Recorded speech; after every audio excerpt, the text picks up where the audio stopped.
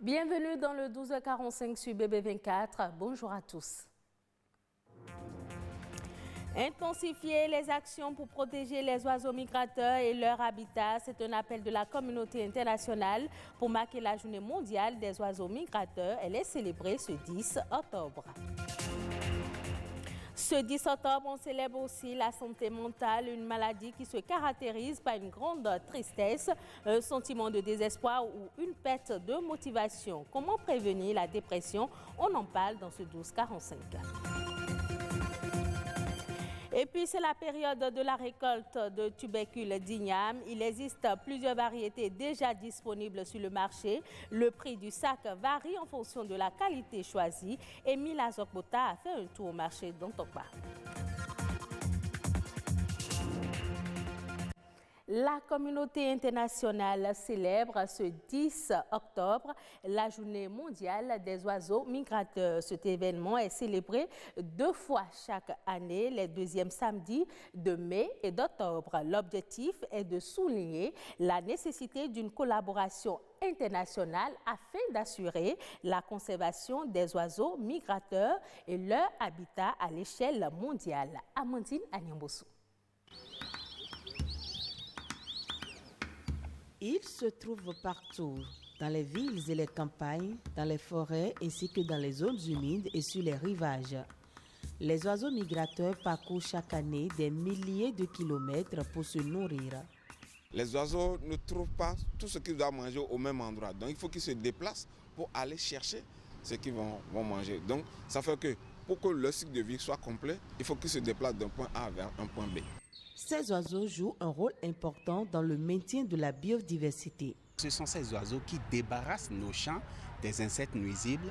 Ce sont ces oiseaux qui aident à la régénérescence naturelle de nos forêts en faisant la pollinisation naturelle. Et ce sont ces oiseaux aussi qui sont des indicateurs biologiques pour la bonne santé de nos écosystèmes. Chaque année, environ 20 000 espèces d'oiseaux visitent le Bénin. Mais depuis 2019, à peine 10 000 avaient migré.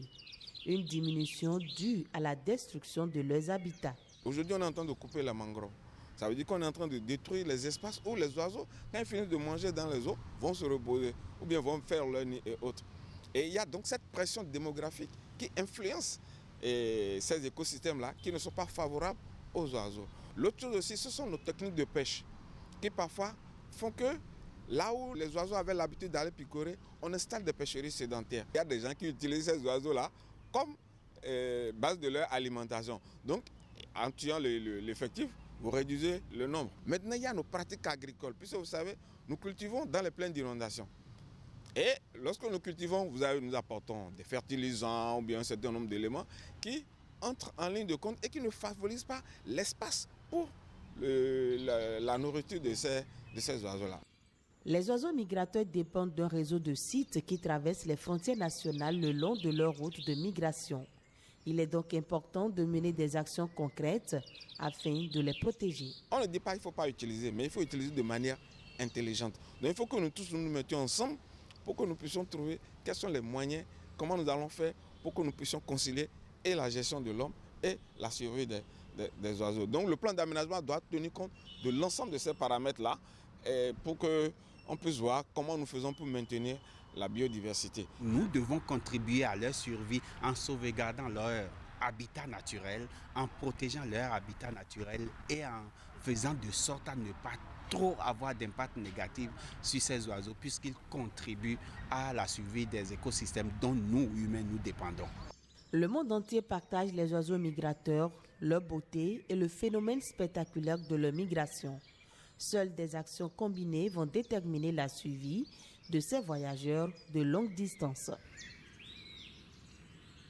D'une journée à une autre, on célèbre aussi ce 10 octobre la journée mondiale de la santé mentale. Nous vivons à tout âge des moments difficiles, un deuil par exemple, la perte d'un emploi, un divorce ou encore une rupture sentimentale. Ce sont des situations inhérentes à la vie et personne n'en est à l'abri. Mais face à ces événements, il y a une maladie qui nous guette.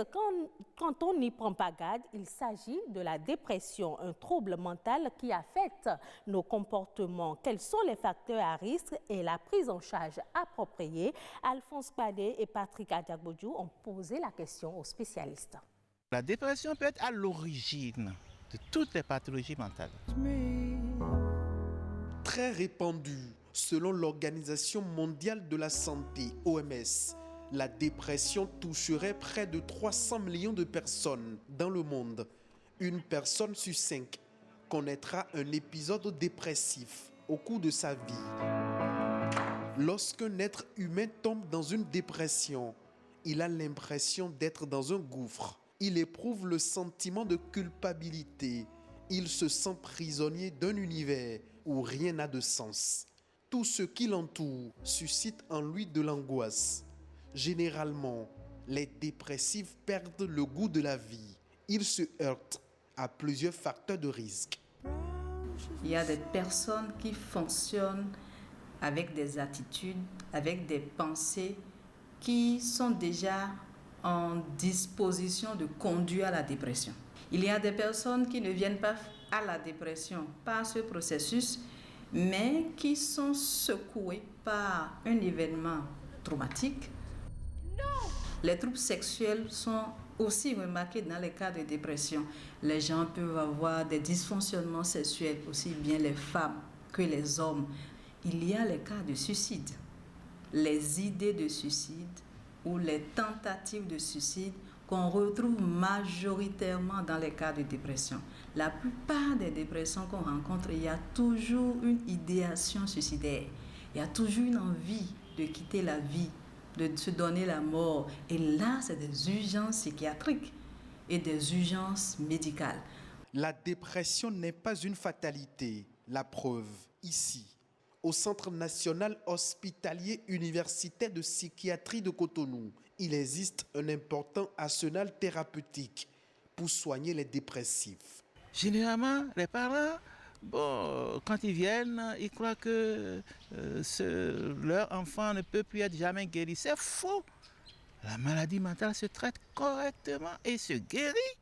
Dans la chaîne des habitudes de soins dédiées aux patients, la psychologue clinicienne procède au diagnostic du mal dont souffre le patient pour l'aider à en guérir. Au cas où la personne affectée tente désespérément de se donner la mort, la prise en charge intervient. On doit forcément passer par un internement, ou on pourrait dire une hospitalisation, une surveillance et une proximité avec la personne, l'écouter, rassurer et rechercher dans son environnement les personnes qui peuvent l'aider à retrouver un certain goût à la vie. Il y a des activités artistiques et des activités thérapeutiques qui accompagnent les personnes en difficulté et qui leur permettent aussi de se sentir encore plus en confiance et de continuer le cheminement de la vie. Pas de vie humaine sans une vie mentale équilibrée et épanouie.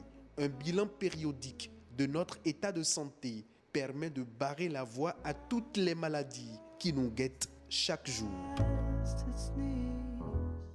Dans les marchés du Bénin, précisément à Cotonou, le tubercule d'igname à la côte.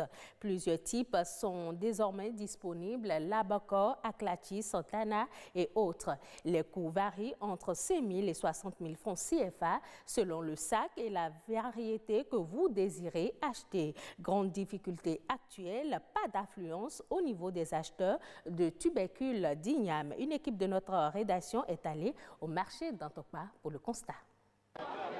Igname, un produit très apprécié par les populations béninoises et qui permet de réaliser de nombreux plats locaux, dont l'igname pilé.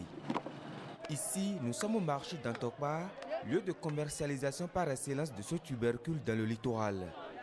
Il en existe de différentes formes et variétés.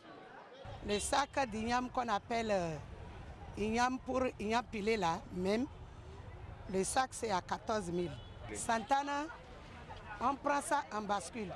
50 kilos, c'est à 15 000.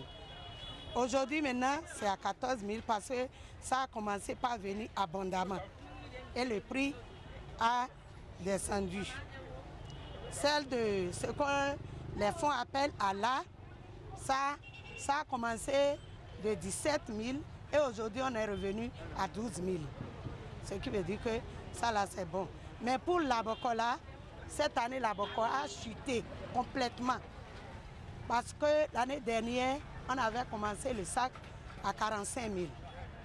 Ainsi de suite, ça descendait jusqu'à, c'est revenu à 15 000. Mais cette année, ce n'est pas le cas. C'est à partir de 15 000. La boko, le sac, c'est à partir de 60 000. Et les prix varient en fonction du type d'igname et de sac de kilogrammes. Les prix ne sont donc pas standards. La grande difficulté du moment, c'est l'absence d'une grande affluence de la part des acheteurs. Il n'y a pas marché comme ça, on est en début quand même. Il n'y a pas marché. On est dans la saison de l'igname, mais ça ne sort pas comme on veut. Et l'igname coûte cher. Jusqu'à ce jour, ça coûte cher. Ça ne vient pas abondamment comme l'année dernière. À cet emplacement, les vendeuses exercent leurs activités dans un environnement sécurisé, ont-elles précisé, puisque les clients ne reprochent rien à la qualité de ce qu'ils achètent, encore moins à sa provenance. Les enfants aiment trop ça. Et il y a des grands aussi qui aiment ça pour faire igname pilé. Quoi qu'en soit sa cherté, les gens commencent toujours à acheter. Ici, avant la saison du tubercule d'igname, cette rue était facile à emprunter, mais aujourd'hui, difficile de se frayer un chemin. Les tubercules d'igname règnent en maître.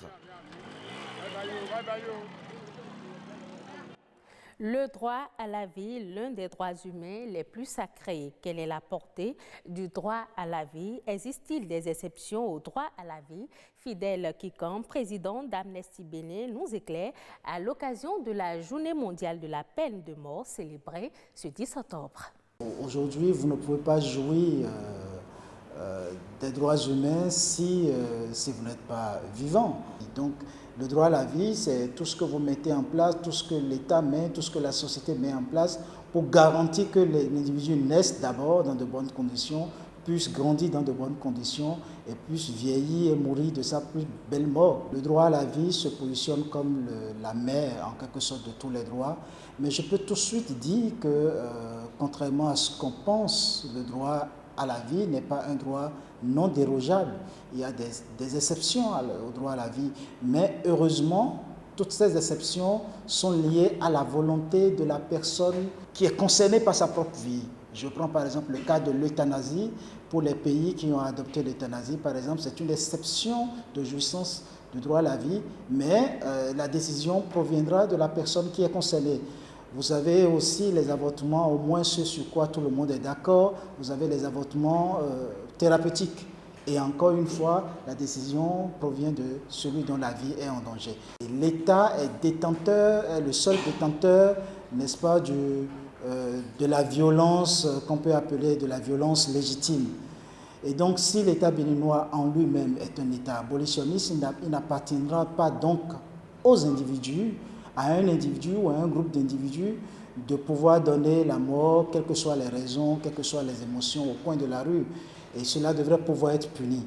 C'est vrai que dans notre arsenal juridique, on ne voit pas clairement la question de la vindicte populaire traitée. Nous continuons le plaidoyer pour qu'il y ait une loi spécifique qui traite de la question, sans occulter les horreurs auxquelles nous sommes soumis, que ce soit les questions d'assassinat crapuleux, que ce soit les questions de viol suivi de meurtre et autres questions. C'est révoltant. Dans ces conditions, nous devons nous référer au système judiciaire et c'est ce qu'il faut faire, quel que soit notre désir de vengeance, car nul n'a le droit de se faire justice. Les autres faits de l'actualité nationale, c'est dans la Nation, bref, réalisé par Amandine Anyambossou.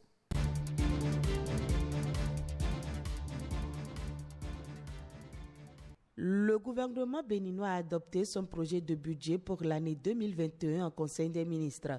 Il s'équilibre en ressources et en charges à la somme de 2 452,192 milliards de francs CFA, et projette un taux de croissance de 6% du produit intérieur brut. Le projet de loi de finances introduit au Parlement pour étude et adoption prévoit une batterie de mesures incitatives. Il s'agit entre autres d'exonération des droits et taxes de douane et de la taxe sur la valeur ajoutée sur les véhicules neufs à 4 roues importés, fabriqués ou vendus à l'état neuf et destinés à la mise en place de flottes de taxis dans les grandes villes. Les autobus, autocars et minibus de toutes catégories, importés, fabriqués ou vendus à l'état neuf et destinés au transport en commun et sur les camions importés, fabriqués ou vendus à l'état neuf.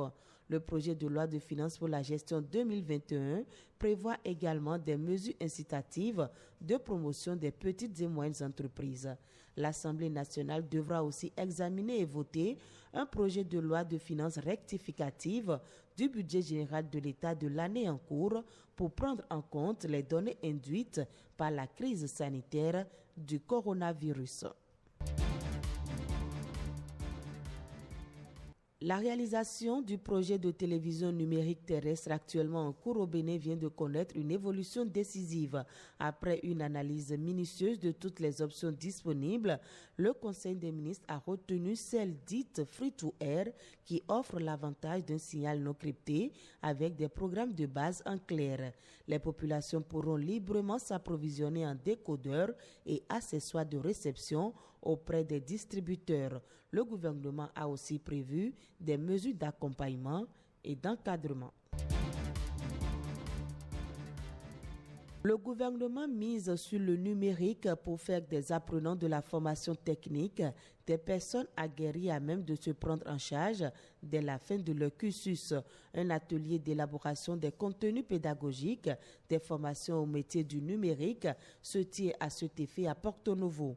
Les experts vont produire des documents synthétiques qui vont guider les formations à 2 corps de métier, la production multimédia et la programmation système développement web et mobile. Les cibles de ces curricula de formation sont les apprenants des établissements d'enseignement technique. Avec le diplôme de technicien au métier, ils pourront travailler en entreprise ou évoluer en indépendant.